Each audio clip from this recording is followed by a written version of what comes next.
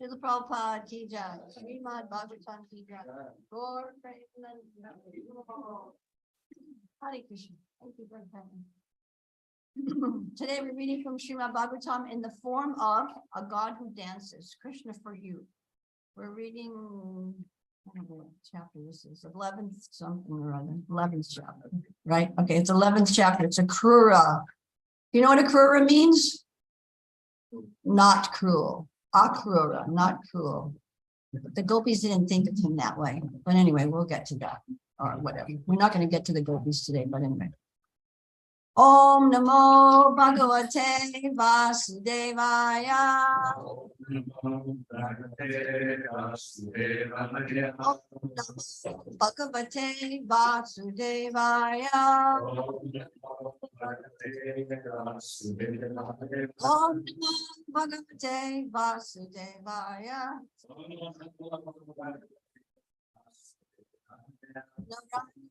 Scripture. Naram Jaiva Nuttamam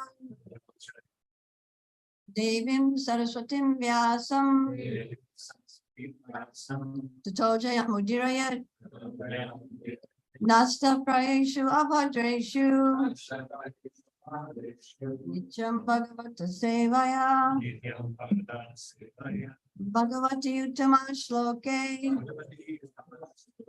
Bhaktir Bhavati Naistaki. Before we want to say this together, before reciting the Srimad Bhagavatam, which is our very means of conquest, one should offer respectful obeisances unto the personality of Godhead Narayan, unto Narayan Rishi, the supermost human being, unto Mother Saraswati, the goddess of learning, and unto Srila Osler and Srila Prabhupada, the translator and commentator. And we're grateful to Kalakanta for presenting Srimad Bhagavatam like this. Hare Krishna. By regular attendance in classes on the Bhagavatam and by rendering service unto the pure devotees, all that is troublesome to the heart is almost completely destroyed. Loving service unto the personality of Godhead, who is praised with transcendental song, is established as an irrevocable fact. Hare Krishna. So as we said, we're on page 202 in this book. It's Akrura's prayers. And I've never given class with this format, so I'm assuming we go around the room. That's fine with me. And who's going to be the person that starts? That's order is great. Depends on which order you start in. How about start from the top, right ahead.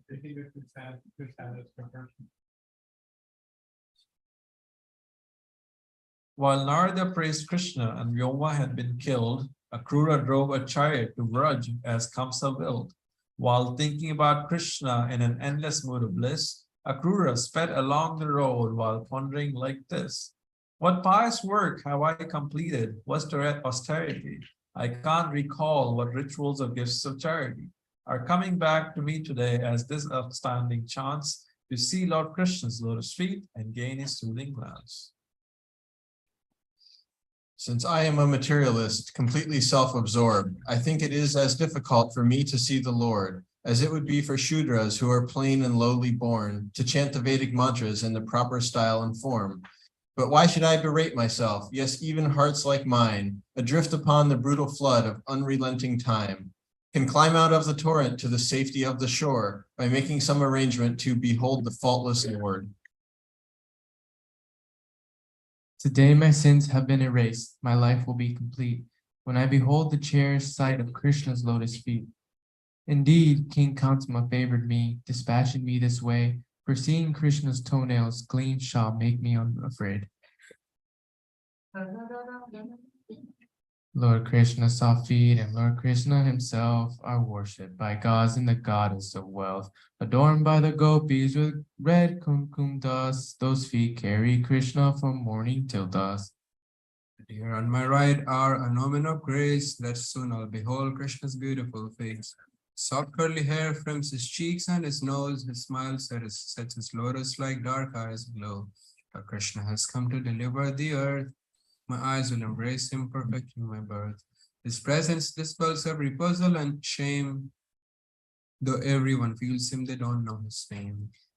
His birth and his actions eliminate sin and bless everybody, both women and men.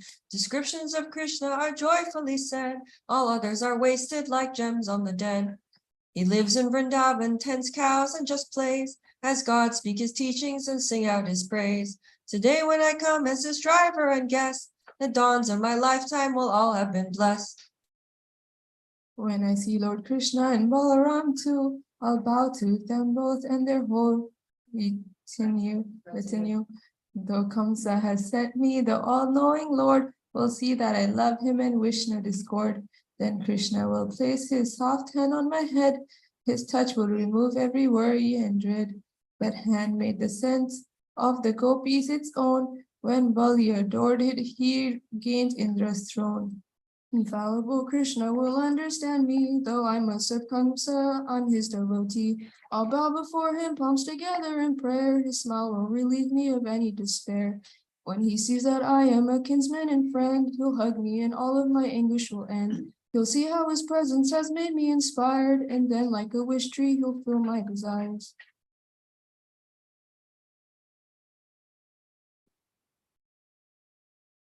And as I am extending my hand and my head and hands above, Lord Balaram too will emerge from the crowd.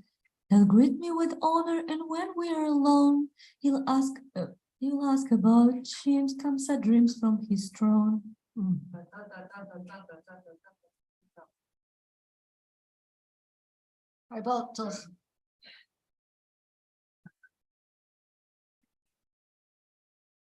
Akrura, wrapped in Krishna, barely noticing the road, at sunset reached Gokula, his beloved Lord's abode.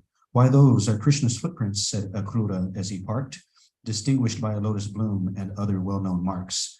The feet that all the gods adore indeed had blessed that ground. Akrura, teary-eyed, his hairs on end, at once jumped down and rolled amid the dust that had been touched by Krishna's feet. He lost all fear of Kamsa's wrath and felt his life complete. Proceeding on as quickly as his chariot allowed, Akrura saw Lord Krishna, who had finished tending cows. Lord Krishna's skin was bluish black and dressed with yellow silk. Lord Balaram was with him, dressed in blue with skin like milk. The brothers strolled like elephants, displaying mighty arms. Their lovely faces graced with smiles of endless warmth and charm. They marked the grazing pastures with impressions from their feet of goads for steering elephants, festoons, and lightning streaks.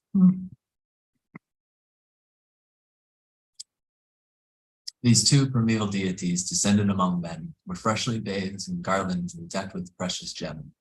They seemed to be two mountains, one silver laced with white, the other made from emeralds, effulgent, rich, and bright. Akrura, overwhelmed with love, fell down as if a rod.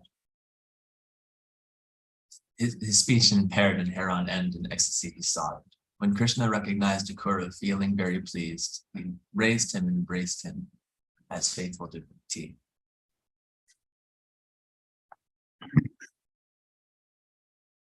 Lord Balaram then grasped Akrura's folded prayerful hands and brought him to his residence to learn of Krishna's plan, Kamsa's plan.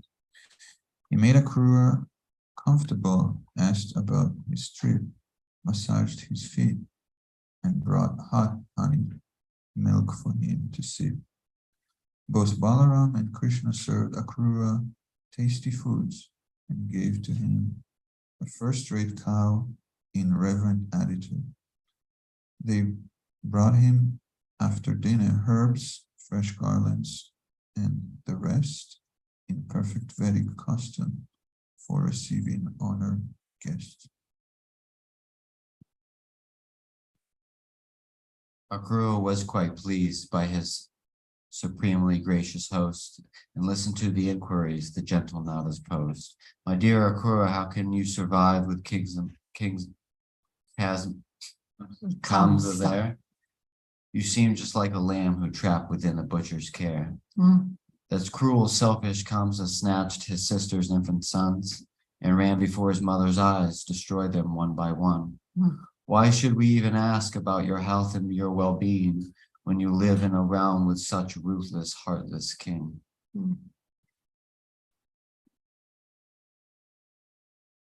When he heard Nanda speak in this most candid, trusting way, Akrura's deep exhaustion from his journey went away.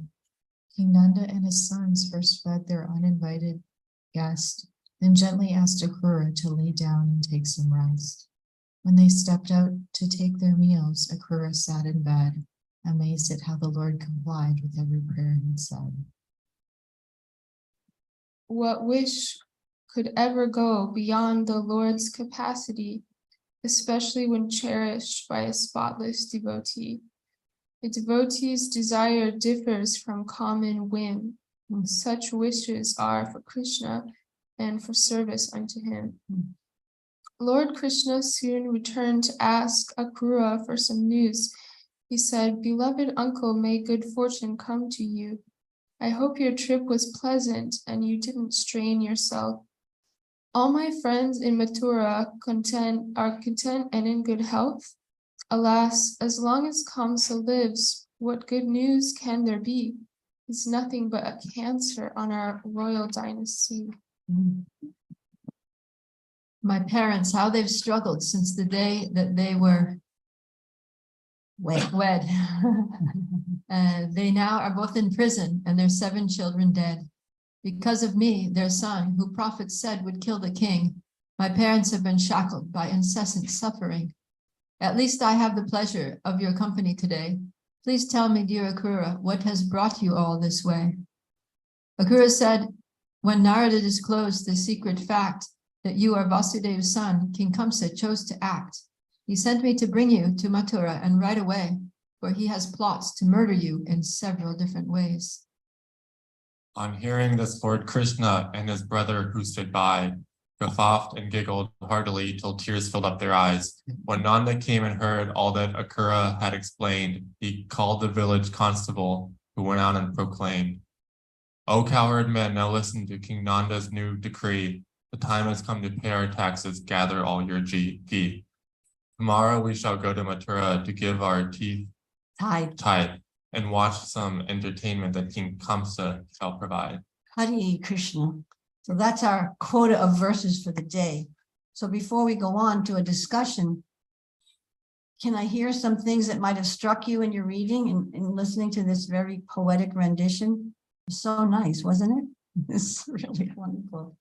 Any things that struck you along the way? Nitai Gorchandra, Nitai Guranga, thanks. Nitai Guranga, Prabhu. Just the last portion, he heard he just said that he's going to murder you in several different ways, and Krishna and Balaram just laughed. What are you talking about? He was so confident, who can do anything for us? It's very funny. Other things that struck you when you're reading? Thing is that my tendency is when I read, I want to interject things, and I controlled myself so that I wouldn't break the flow of things. So, but when you're reading this thing, oh, that was great. Oh, that was interesting. Oh, that. So can you go back? Let's go back to the beginning and think of things that struck you from the beginning, okay? From Akrura's prayer on 48.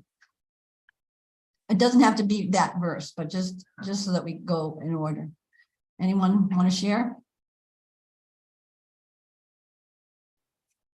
Okay, great. I'll share something. Okay, thank you for asking. Okay, so as it says further along in this beginning part that, and as if you read the Krishna book or Bhagavatam version, all the details of how Akrura was praying along the way to go to from Mathura to Vrindavan, how he was praying. He was visualizing all the different things that would happen to him, how Krishna would act and react with him, how he would bow down to Krishna when he saw him, how Krishna would pick him up, and everything, and it's mentioned here, everything that Akrura was praying for was fulfilled, every single thing. And even there was one stanza where it said, and Balaram came out of the crowd, and Balaram came out and also greeted him, and everything happened.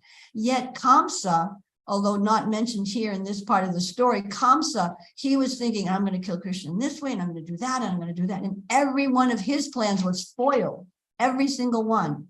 And every single one of Akrura's, thank you, Akrura's desire was granted.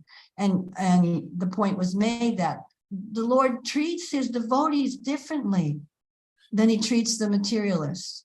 Because why? Is it discrimination? Yes and no. We always like to say, no, it's not discrimination. He doesn't discriminate. He reciprocates. He's reciprocating according to our mood.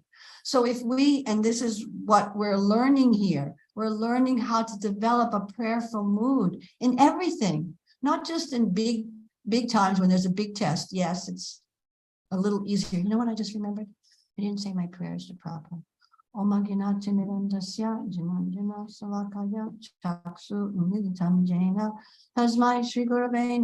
was born in ignorance, but I'm so grateful to Srila Prabhupada because he opened my eyes with the torchlight of knowledge. So I can't forget that. Anything that I might be saying or whatever, it's only from what I've heard from Prabhupada and his devotees. So, and that made me remember when Krishna reciprocates with his devotees for their prayerful attitude. We need to cultivate that.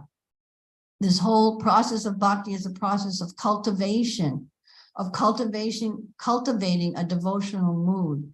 And so we get times when there's major tests or calamities or stress or whatever in our life. And in one sense, then the mind goes to Krishna's lotus feet. It's easier. But we need to cultivate that devotional attitude in all our little things, how we can serve and do everything for Krishna during the day. So that was one thing. So now you guys, yes, Prabhu. It was definitely very nice to see how Krishna and Balaram upheld the tenets of Vedic customs and culture and how they received Akrura. He received sweetened milk and tasty prasadam preparations, garlands, and even herbs, suitable herbs afterwards to refresh him. Our guests are usually lucky if we can even remember just to give them some water. So it's good. It's nice to see the Lord showing the example always. Yeah, and you mentioned right in the very beginning, the culture, the Vedic culture. So, and this is what it is. And this is what culture is. Culture is these habits of greeting guests and many other things that, but it's a culture that we need to cultivate because it's a sign of learning, a culture of learning. It's not a sign of learning isn't all the PhDs that you have after your name and all the little initials after your name or your big title or how many digits your income is, 6-digit income or whatever. That's one thing, that's whatever it is. But culture is a different thing. Culture is how we're interacting with each other and how we relate to the Lord and how we can act like that. Good point, thanks. Nitai Garanga. While reading this part, struck me that first Akrura started feeling like, what have I done to deserve this? But then again, he just went to this point when he says, why should I berate myself? And even hearts like mine. If you can explain this part, adrift upon a brutal flood of unrelenting time. But I just understand that he thinks that no matter what he has done, even he can also come to the Lord, to behold the Lord. Yes. And how can he feel like that? Because he has the understanding, I'm part and parcel of the Lord, and the Lord loves me. One of our big problems is we have a mind, and another part of that problem is that it's stuck on our shoulders, and it comes with us and goes with us everywhere, and perhaps not your mind, and I've mentioned this before, my mind, it just always wants to, find the fault, bring me down, bring everyone else down too, so that no one's better than me. But, it just bring you down. Oh, this, oh, that, oh, blah, blah. But actually he's saying, so why should I berate myself? Why should I feel like that? Because Krishna's loving and he's reciprocating. And how is it that we can see and feel his love and reciprocation? You have to look for it. You have to look for it, or else you'll just miss it. You'll just think it happened by chance. What was it? There was something the other day. Oh, yeah, I want to. Okay. If you don't see Krishna, if you don't look for Krishna's kind hand in your life, you'll just think, oh, he did this, she did that. Oh, this, I was good. I did this and that was good and that was bad. and you'll just see life in a materialistic way, full of, from your own perspective, full of what your endeavor is and how unfairly or fairly or justly you're being treated. But if you look for Krishna's kind hand in your life, you'll see everything as an impetus to surrender or appreciate more the Lord's activities. Somebody spoke harshly, and like here, Akrura is saying, adrift on the brutal flood of unrelenting time. So we've been in this material world, a few years, a few million lifetimes, a few million days of Brahma, a few million lifetimes of Brahma, a few million creations. We've been here for a long time, and we've had interactions with people on various levels for a long time. Karma is that there's action and reaction. So we have this storehouse of karma that's bigger than all of these apartment buildings that are being built around here. And we might just be getting a little bit here and there. And it might seem unrelated to what we're doing in this life, but it's related somehow or other from some time or other. And so as aspiring devotees, what we're getting is just a little token, little token of reaction. And so good times, bad times, it's a little token of something, and offering prayers of gratitude to the Lord. Thank you for that. And please let me learn the lesson I need to learn. Please let me express my gratitude to other people in a more befitting manner. So many things. If we have that attitude, then you'll be seeing the Lord's kindness in your life. Confirmed. Thanks. Prabhupada Priya Prabhu. Hare Krishna. Yeah, one thing that when we were studying this section in Bhaktivedanta class, one thing that came up for discussion was how Akrura, he's a pure devotee of Krishna, but he, he stayed in Mathura, and he's like working for Kamsa, this demon who wants to kill Krishna. Yeah. So can you imagine the situation, that you're a pure devotee, you love Krishna, you descended from the spiritual world just to serve Krishna, but then, you spend practically your whole life, just like working for this demon who wants to kill the person that you came to serve and who you love. So the thing is that was a big austerity for Akrura, obviously, but he did it in service because he knew that his being positioned there in Kamsa's court would be helpful for facilitating Krishna's pastimes. So yeah, he knew by Krishna's grace, he knew that this would happen, that he would go to Vrindavan, that he would bring Krishna to Mathura, that who else was going to be able to do it? Because the thing is that Kamsa trusted him. Akrura could have just gone there and stayed there, but he was so diplomatic and he just understood the situation so well, and he had so much faith in Krishna that it wasn't going to be a problem for Krishna to go fight. He knew who Krishna was. And at the same time, he was received well and Krishna did what he said because, he accepted the invitation because Akrura was a devotee. Mm-hmm. But then Akrura, he was so confident because, on the one hand, he's thinking, oh, I'm so lowly, I'm so unfortunate, I'm like, so spend every day 24/7 associating with demons. But Krishna knows that I'm his devotee, even though I'm in this crazy circumstances, doing all kinds of nefarious activities as a part of my daily, work. But Krishna knows that I'm his devotee. And so I was thinking that also, sometimes in life we get put in situations where we have to, do things that we may think are unfavorable and very even antagonistic to our devotional life.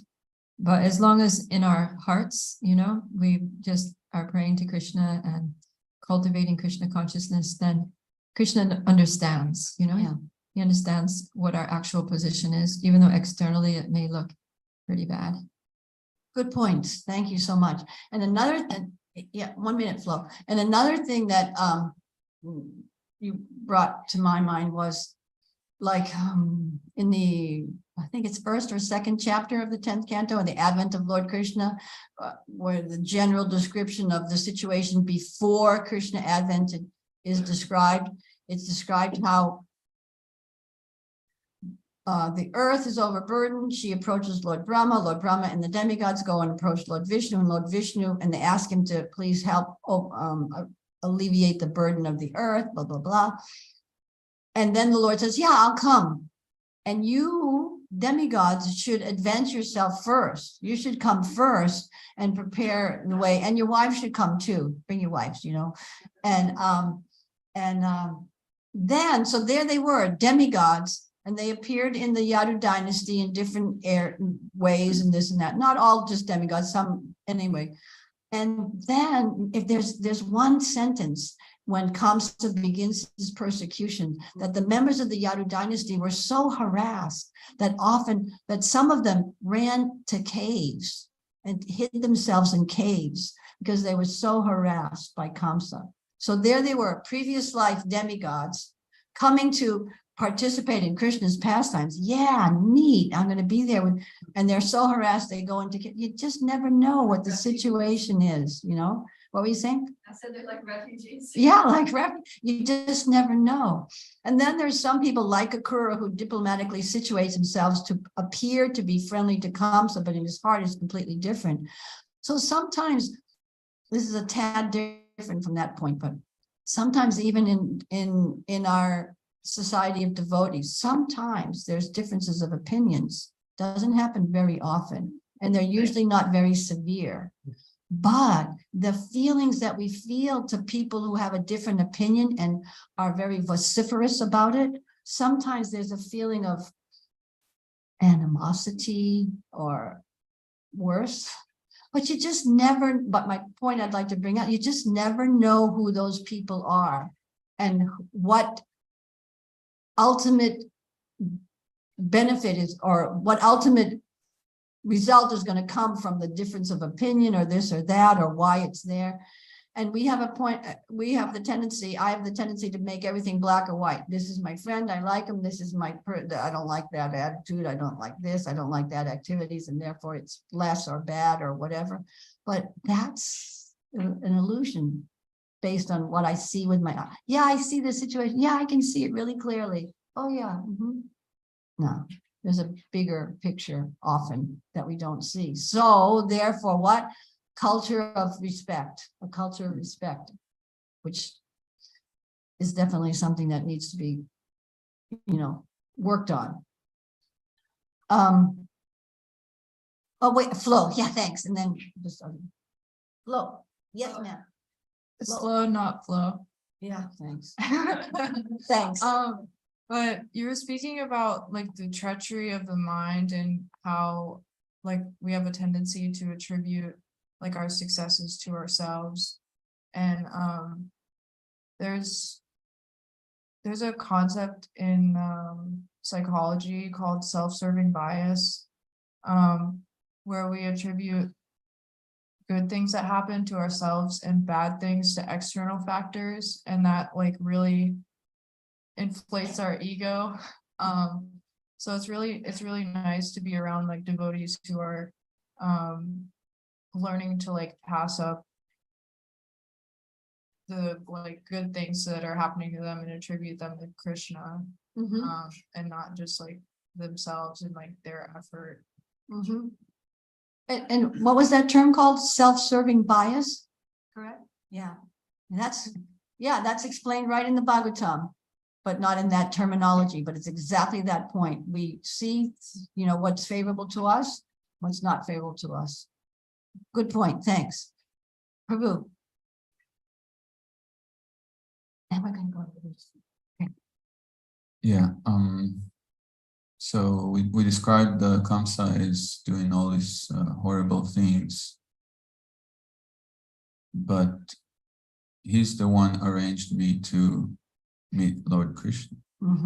So here we see that Akrura is being favored by King Kamsa in the last line here. Indeed, King Kamsa favored me, dispatching me this way.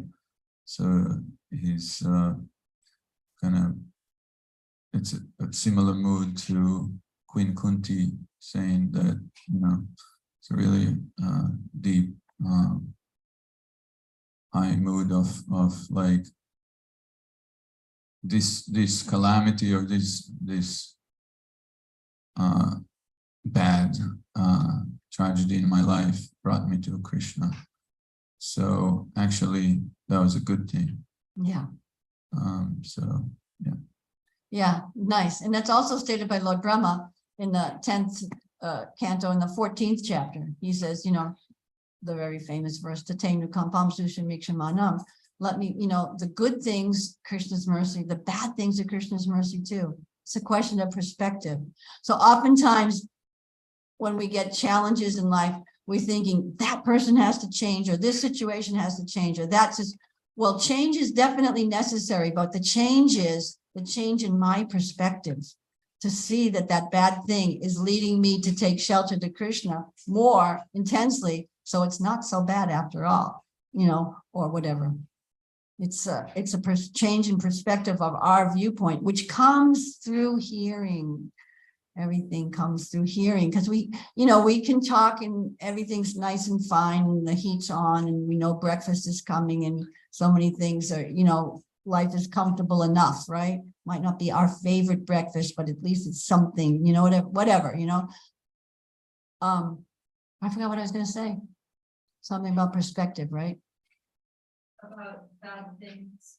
Yeah, keeping, anyway, about keeping the, oh, it's easy. It's, thank you, Krishna and devotees. It's easy to remember, talk about this philosophically. Oh, yes, yes, yes, when everything's nice and fine. But when the pressure comes on, that's when, if you're not talking about it in the times when things are okay and you're not hearing about it. So when the pressure comes, we'll squeak, you know, squeak like, why has it happened? But if we're hearing about it now and trying to imbibe it, you know, and bring it to our own understanding, then when the pressure comes, it might not be our first reaction, oh, thank you, Krishna, but it will be shortly thereafter with a little bit of prodding, a little bit of, you know, time lapse. And the more that we hear about it now, the closer it'll be that, oh, yes, thank you, Krishna. This is very, you know, I can see the ultimate benefit. So one thing, if it's okay with you, one thing I wanted to bring up was about Akrura's reaction when he saw Krishna's lotus feet. So when he saw Krishna's lotus feet, he immediately he jumps down from his, when he gets into the precincts of Vrindavan and he sees Krishna's lotus feet everywhere. Thank you. He starts to roll in the dust in Krishna's lotus feet. And we hear that, take shelter of Krishna's feet, take shelter of lotus feet of Krishna. But we see now here on this nice slide, what are the marks on Krishna's lotus feet? So I thought I'd just talk about those marks, because you can see the different, you can see the chakra. One thing that's not shown on this slide is the footprint, the footprint on your left side is the footprint of Krishna's right foot. I wanted to bring that out right away because that's really interesting, isn't it? That's his right foot with the Shuddhashan chakra. And the foot with his, on our right side is his left foot. So, and it's always like that. It's always presented like that. It's not that they reversed the slide or anything. No, it's always presented like that. So think a minute. How is it like that? Because if we stand on the ground and then make a little footprint in the dust and pick it up, the right one's on the right side, the left one's on the left side. Unless you're under Krishna's lotus feet, you're a little particle of dust under Krishna's lotus feet, and you're looking up at his lotus feet from that perspective. And that, I'll admit, is one of my philosophical speculations that I've never read anywhere, okay? But I did try to confirm it. So I'm giving you the, you know, I'm covering my rear end by saying that this is my, I've never read that it's under and looking up, but I did try to confirm it with Gopi Puranadana Prabhu and Danadhar Maharaj.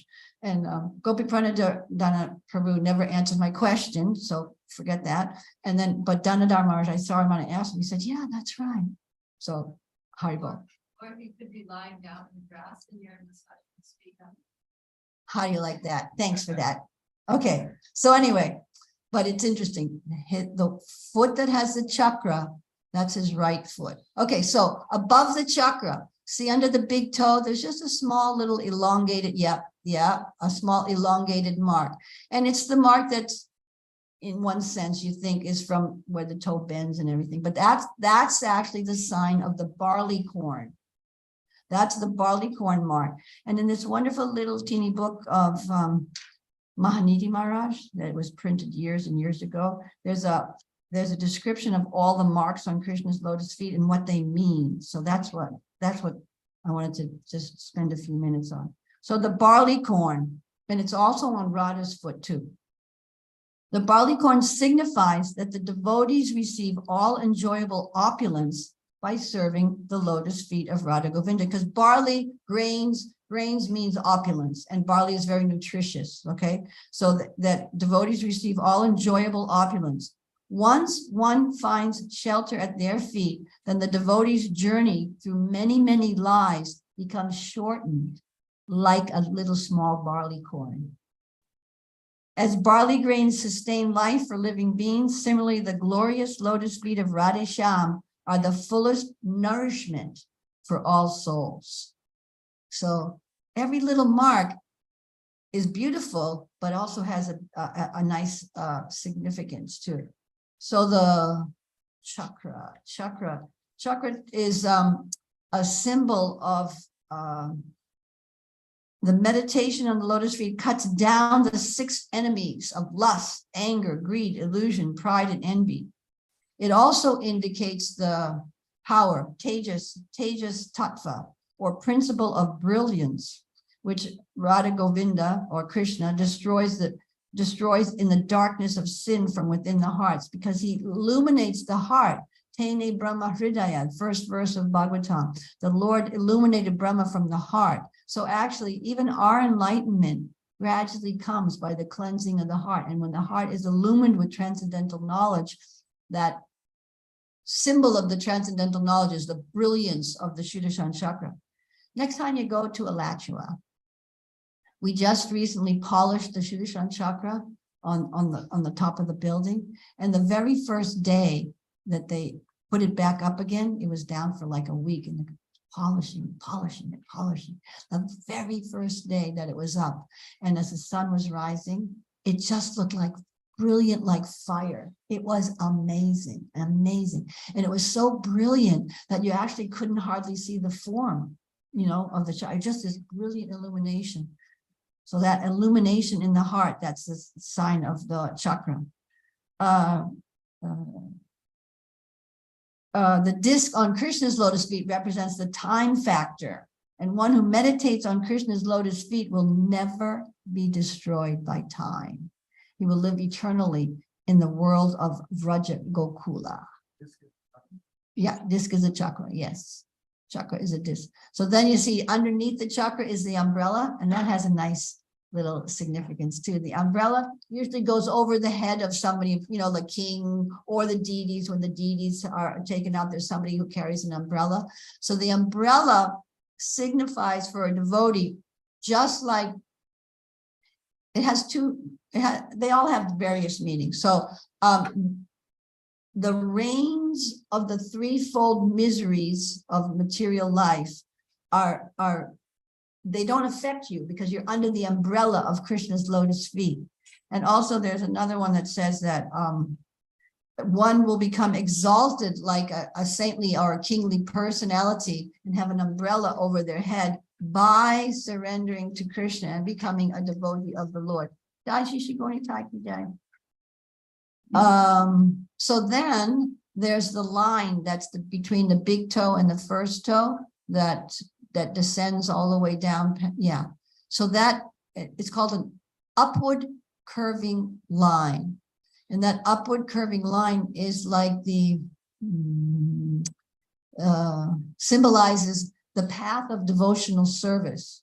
It's narrow, it's straight, and if one grabs hold of that rope-like line, grabs hold of that line, then no matter what position one's in the material world, low position, lower planetary systems, whatever, they'll be pulled up to the spiritual world by holding on tightly to that upcurving line. So then there's on the other side is the lotus, time-wise, yeah, okay. The lotus, and the lotus has many little explanations. Okay. The nectar-filled lotus creates greed for prema in the bee-like minds of the devotees. So the bee-like minds of the devotees who meditate on the lotus feet of the Lord. And we know that the lotus has a fragrance and a honey that always attracts the bees. So the bee-like minds of the devotees that are always meditating on the lotus feet of the Lord or service to the Lord, they become greedy for that prema.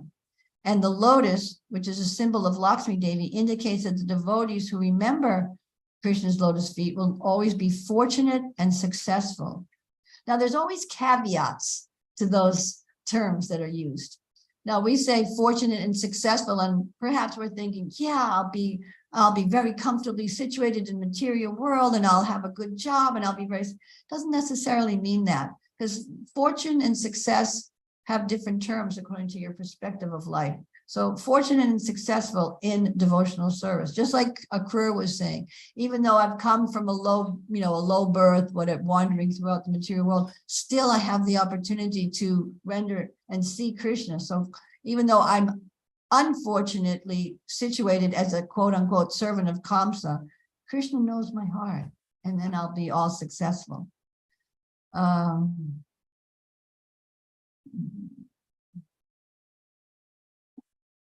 It means that this lotus also means that one who meditates on the lotus feet of Radhasham will soon become fortunate, because the divine couple grant boons by use of that lotus. Yeah, so that's some of the things. Now, the next symbol on the far right, left, or whatever side it is, but under the little toe, that's a goat. Yeah, thank you. It's a goad for controlling the elephants. It's called Ankush. We used to have, remember Ankush? Were you here when Ankush was here? He got an issue. His name is Arjuna now, but yeah, Ankush. That's the goad for controlling elephants. So that's see the hook part. So like that'll remind me of the elephant gate later. Okay, so that hook part for the elephant, it's like, how do you control a huge elephant? You know what I mean?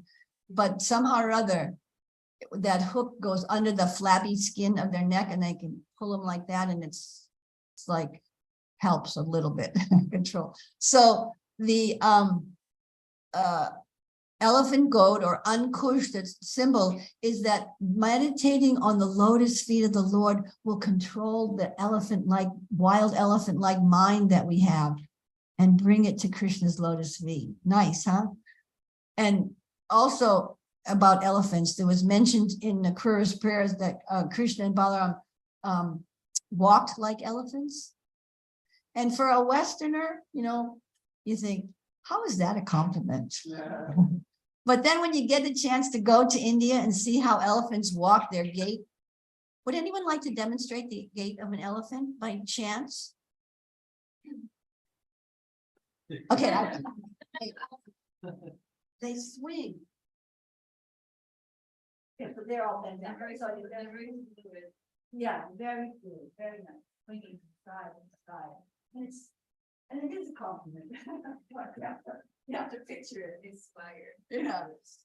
They dance like that. Yeah, yeah. I was in Mayapur and chanting on that pathway, that long path from one of the main roads back to the Gurukul ashram there. And that area is where the elephants live, the two elephants that carry the deities on Saturday night.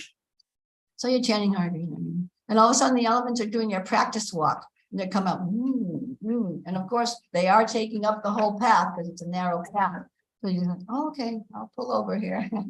And they walk by, and you get to see that elephant gate up close. It's really interesting. Okay. Flag, let's go to the flag. So the flag is a sign of victory. Let me get the victory flag. Flag. So, just now coming.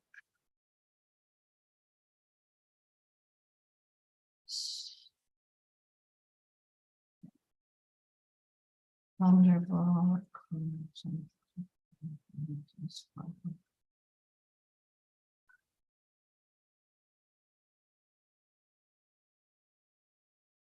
It's right in front of my face, but I can't see it, so I'm going to skip it for now and come back to it. The other one is the thunderbolt, the sign of the thunderbolt, which looks like, it kind of looks like the Shuddhashan chakra on a stick. Yeah, that's the sign of the thunderbolt. Okay. And hopefully I'll be able to find that one. Sorry.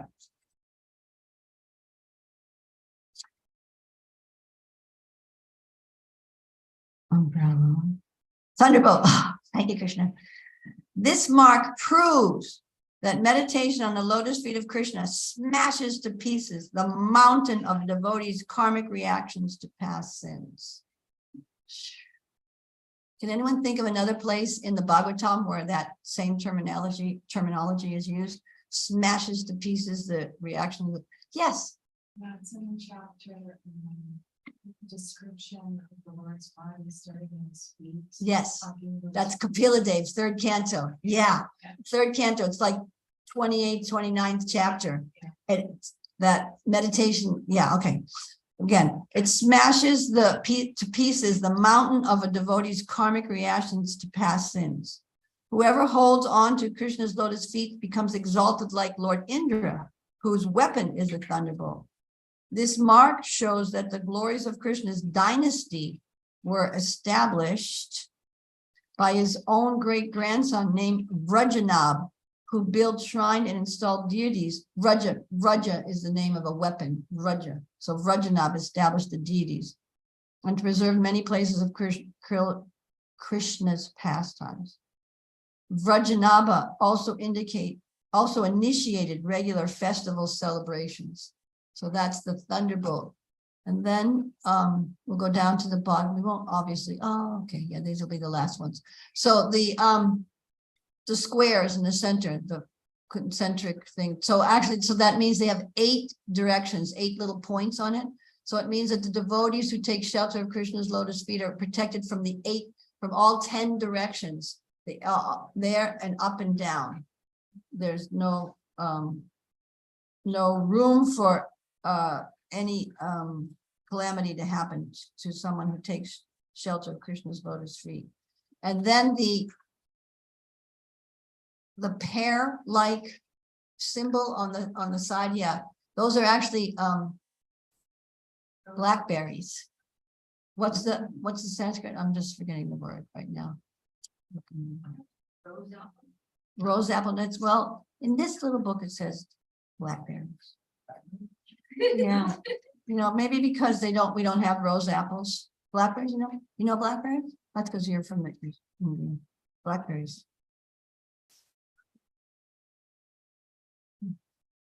Because every jumbo fruits. That's it, jumbo. Because thank you. Because everyone on Jambu Dweep offers their prayers to the Lord, so that's a symbol of jumbo fruit. And the swastika, I have to get that one too. Hold on. Interesting how Hitler tried to take the next symbol and indicate, a superiority, but he got it backwards. So yeah, so he didn't quite get it. So swastika, it shows that nothing inauspicious can come to one who cherishes Krishna's feet in his heart. So now you have a little idea of the marks on Krishna's right lotus feet, and his left lotus feet will be left for another day. Ha ha ha. But okay, the fish, you might wonder why is Krishna got a fish on his foot? The fish is like the fickle mind. There's various explanations, like the fickle mind, and the fickle mind becomes, a fish can only stay where there's water. So the fickle mind can only stay peaceful where there's the water of the nectar flowing of topics of Krishna's lotus feet. That was a quickie. And then, okay, better stop. Right. Anyway, thank you very much. And the door opens in the park. Oh, okay, thanks. All right. So want to go up? I guess we can go to the half moon then on his the half moon is a symbol of Lord Shiva, and even great devotee like Lord Shiva is worshiping Krishna's lotus feet.